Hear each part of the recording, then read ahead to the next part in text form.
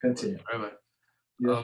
Since I think it was a Baba Sali who said that it's better to have your hair uncovered than to wear like a very long wig and so on and so forth. I think he's the one who said that. My question is, so could you make a bracha next to a woman wearing such a wig or no?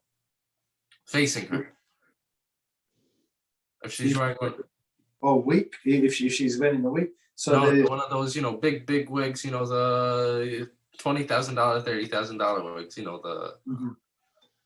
I mean, technically, so according to some poskim, right? So it is allowed. According to others, it's very modest.